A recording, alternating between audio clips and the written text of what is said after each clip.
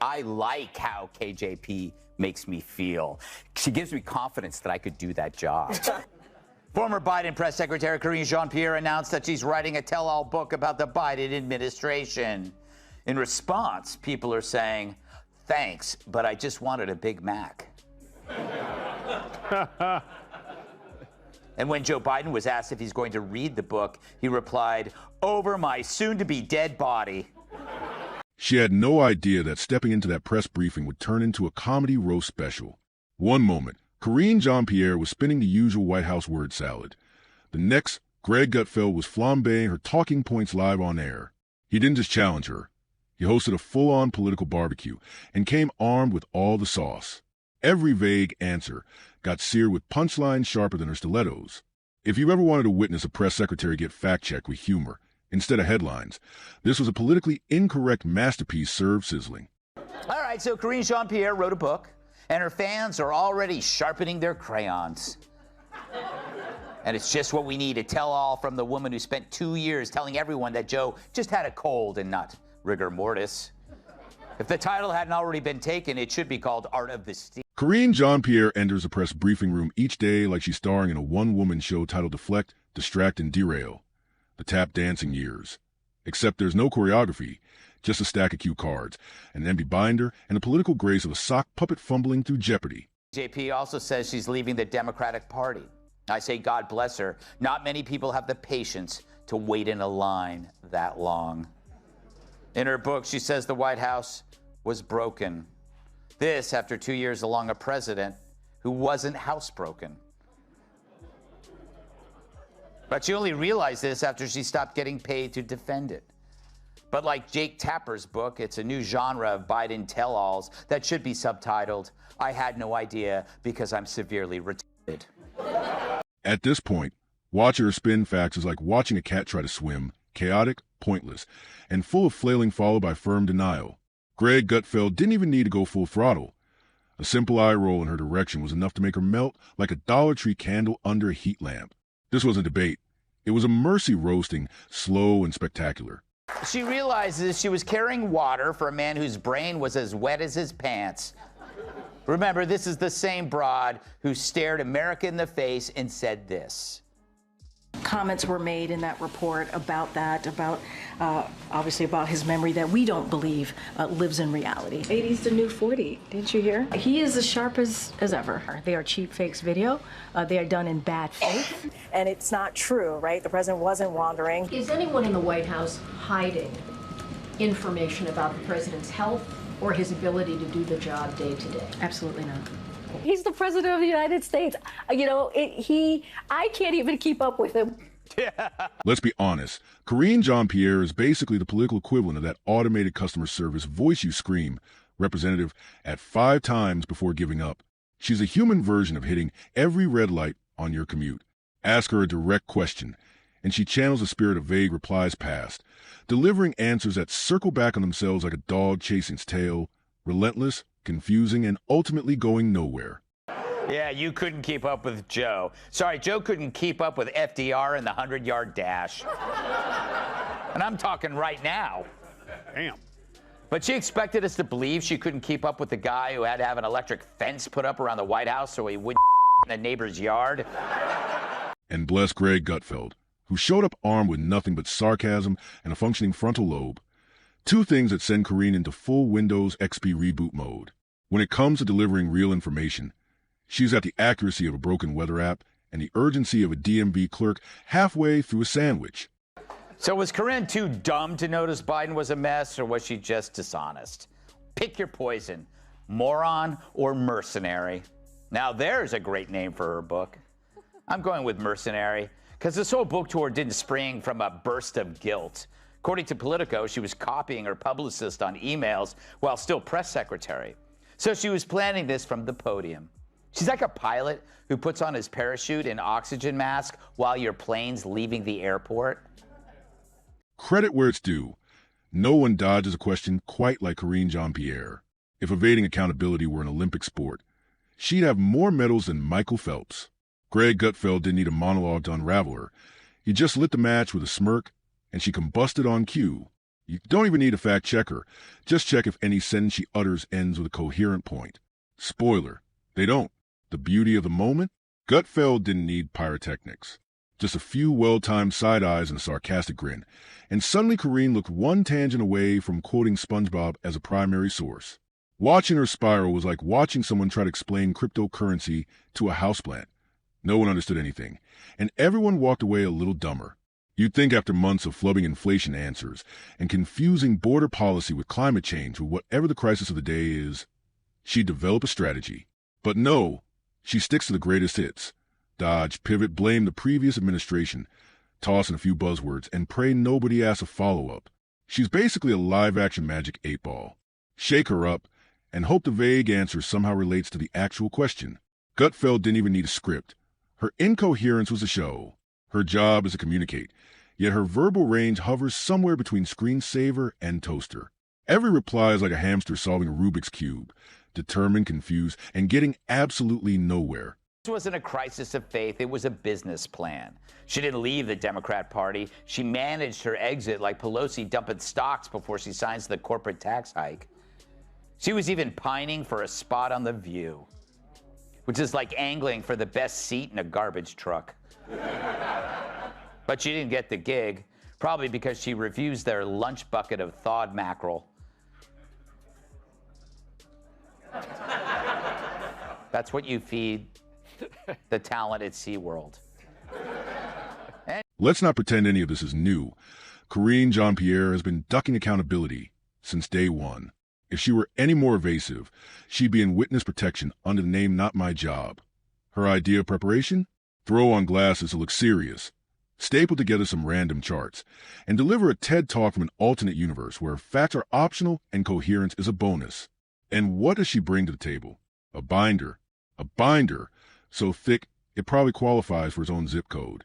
But every time she opens it, it's like reading the back of a shampoo bottle, vague, overly technical, and completely unrelated to reality.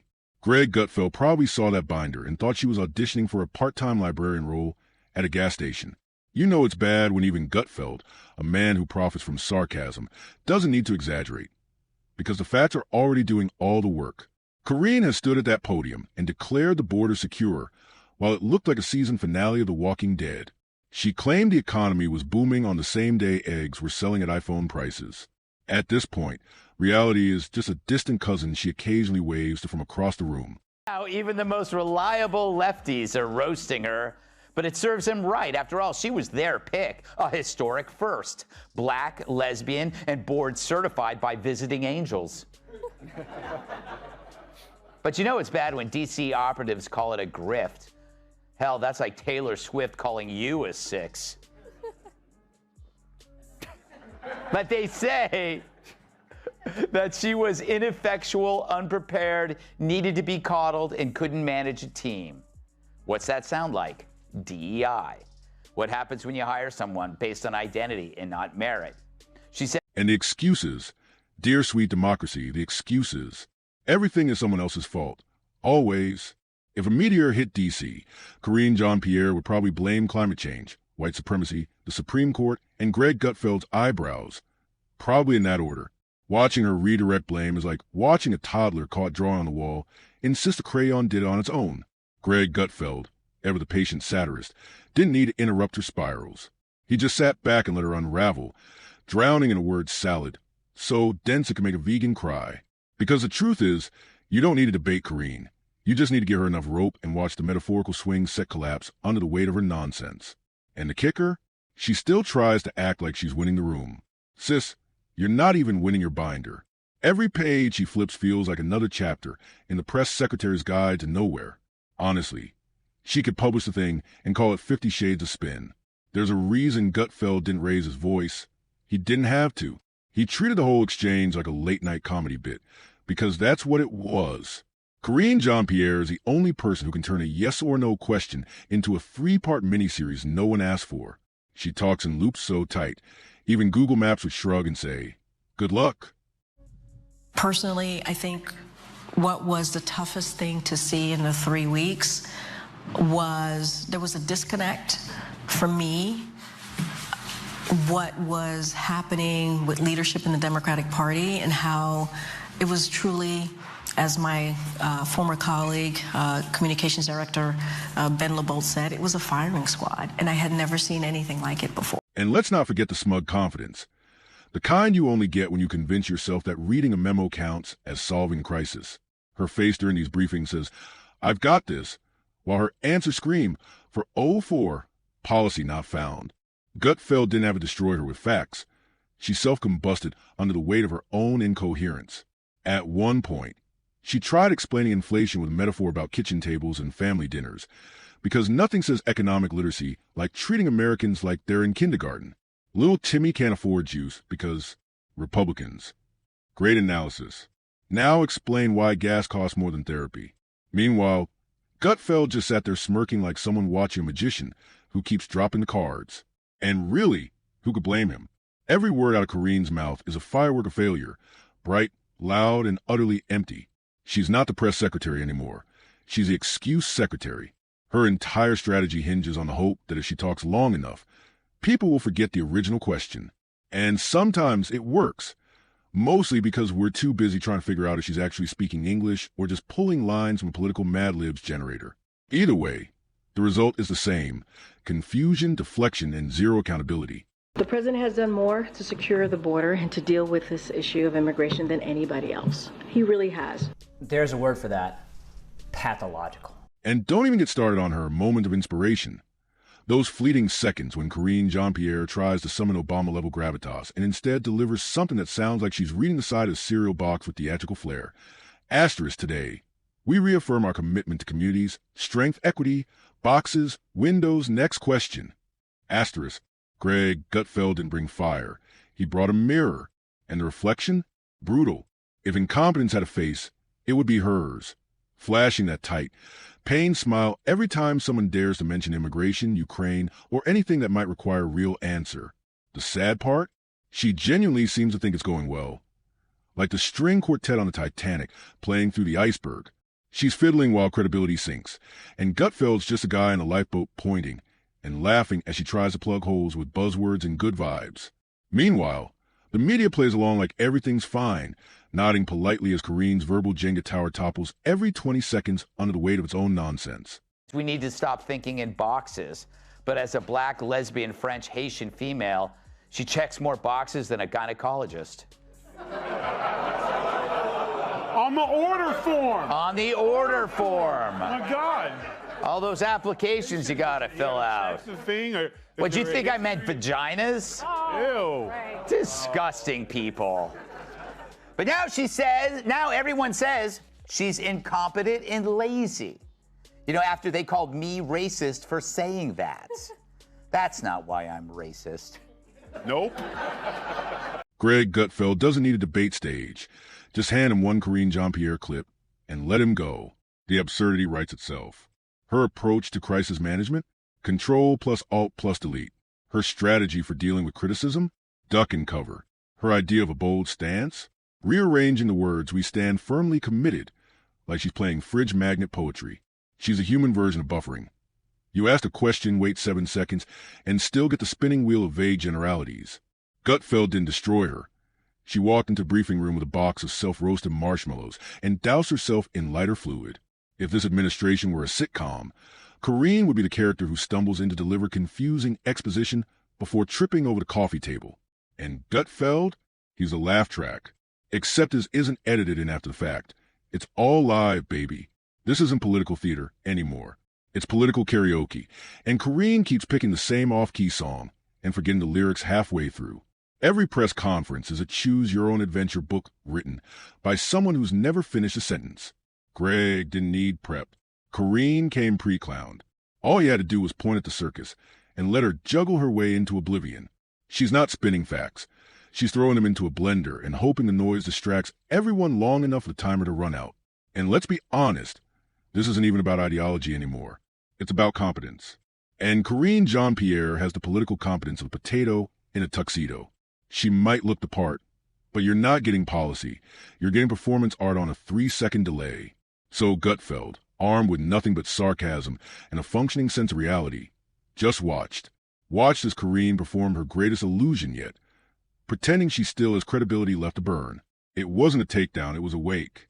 The coffin was already full of every answer she never gave. He didn't dismantle her. He simply let her run the demo tape for her own administrative obituary. By now, her briefings had devolved into surrealist performance pieces, interpretive dances through a fog of government nonsense. She rattles off riddles, half-baked talking points, and metaphors so twisted they'd make a fortune cookie hide in shame.